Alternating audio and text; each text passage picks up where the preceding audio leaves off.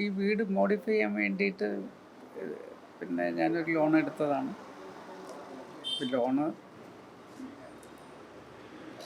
തിരിച്ചടക്കാൻ പറ്റുമെന്ന് വിചാരിക്കുന്ന ഒരു രീതിയിലായിരുന്നു. പതുക്കെ പതുക്കെ അടക്കാമെന്നൊക്കെയുള്ള ധാരണയുണ്ടായിരുന്നു. പക്ഷെ നമ്മൾ വിചാരിച്ച മാതിരി നമുക്ക്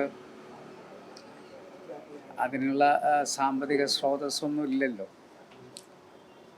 എന്നാലും എനിക്ക് വേറൊരു വീടുണ്ടായിരുന്നു. ഒരു 8 സെൻറ്റ് സ്ഥലത്ത് ജാഫർ കോളനിയിൽ ഞാൻ ആദ്യം താമസിച്ച വീടുണ്ടായിരുന്നു. അത് വിറ്റു. അതിലൊരു ഭാഗം ഞാൻ ഇതിൻ്റെ ലോണിൻ്റെ ഒരു ഭാഗമായിട്ട് അടച്ചു.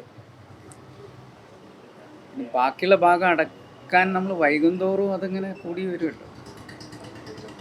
അപ്പം അതിനുള്ള മാർഗങ്ങൾ ഉണ്ടായിട്ടില്ല. അതാണ്. എന്നാലും ബാങ്ക് പരമാവധി പിന്നെ സമയമൊക്കെ നീട്ടി തന്നിട്ടുണ്ട്. ഞാൻ ബാങ്കിനൊന്നും കുറ്റപ്പെടുത്തൊന്നുമില്ല. പിന്നെ അവർക്കത് തിരിച്ച് പിടിക്കണമല്ലോ. ചെയ്യാൻ പറ്റുമെന്നുള്ളത് നോക്കട്ടെ. വിൽക്കാനൊന്നുമില്ല ഇനി. ഞാൻ ആരോടും പറഞ്ഞിട്ടൊന്നുമില്ല. കാരണം അത് എൻ്റെ വ്യക്തിപരമായ കാര്യമായതുകൊണ്ട് ഞാൻ ഒറ്റക്കാണല്ലോ ഇതിൻ്റെ കാരണക്കാരൻ. എന്തെങ്കിലും വഴി ഉണ്ടാവും എന്ന് വിചാരിക്കുക. നമ്മളിതുവരെ ആരെയും ദ്രോഹിച്ചിട്ടൊന്നുമില്ലല്ലോ. എന്തെങ്കിലും മാർഗങ്ങളുണ്ടാവും. 2 ലോണായിട്ടാണ് എടുത്തത്. 70 ലക്ഷം രൂപയാണ് എടുത്തിരുന്നത്. ഇത് റെനോവേറ്റ് ചെയ്യാൻ വേണ്ടി. അതിൽ ഞാൻ പറഞ്ഞില്ല, അവിടെയുള്ളൊരു ഇത് വിറ്റിട്ട് കുറച്ച് പൈസ കൊടുത്തു. പക്ഷേ ഏകദേശം ഞാൻ 70-60ഓളം അടച്ചിട്ടുണ്ട്. പക്ഷെ വീണ്ടും 58-59 വരികയാണ്. അതിങ്ങനെ വന്നുകൊണ്ടിരിക്കുമല്ലോ. മീറ്റർ ഇട്ട മാതിരിയല്ലേ. ഇപ്പോൾ ഈ 31 അടച്ചില്ലെങ്കിൽ ഇനി അത് ഏതിലേക്ക് വരും നമുക്ക് പറയാൻ പറ്റില്ല. ബാങ്ക് ലോണുകൾ എന്ന് പറയുന്നത് ഞാൻ എല്ലാവർക്കും പറയാനുള്ളത് കഴിയുന്നത്ര ആരും എടുക്കാതിരിക്കാൻ നോക്കാറുണ്ട്. ഞങ്ങളുടെ കുടുംബത്തിലൊന്നും അങ്ങനെ വലിയ സമ്പന്ന ഒരു കുടുംബമല്ലല്ലോ. അപ്പം എനിക്കാകെ ഞാനൊരു പബ്ലിഷിംഗ് ഹൗസുണ്ട്.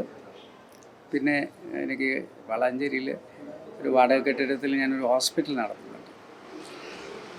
പക്ഷെ കച്ചവടം എനിക്ക് പറഞ്ഞതല്ല. അപ്പോൾ അതുകൊണ്ട് അത് രണ്ടും നിന്നും വരുമാനം ഇല്ലയെന്ന് തന്നെ പറയാം. ഇനിയിപ്പോൾ അത് ശ്രദ്ധിച്ച് എന്തെങ്കിലും വരുമാനം ഉണ്ടാക്കാൻ പറ്റുമെന്ന് നോക്കണം. പ്രതിസന്ധികളിൽ നമ്മളുടെ ജീവിതത്തിൽ പലതും ഉണ്ടാവും. പിന്നെ മറികടക്കുക എന്നുള്ളത് അത് എല്ലാവരുടെ മുന്നിലും വന്നിങ്ങനെ കാണിക്കുക എന്ന് പറയുന്നത് ഞങ്ങളാരും ചെയ്യാറുള്ള കാര്യമല്ല. എപ്പോഴും സന്തോഷമായിട്ടിരിക്കുക. ഏറ്റവും പുതിയ വാർത്തകളും വിശേഷങ്ങളും വിരൽത്തുമ്പിലറിയാൻ സീ മലയാളം ന്യൂസ് എല്ലാ ഡിജിറ്റൽ പ്ലാറ്റ്ഫോമുകളിലും ലഭ്യം.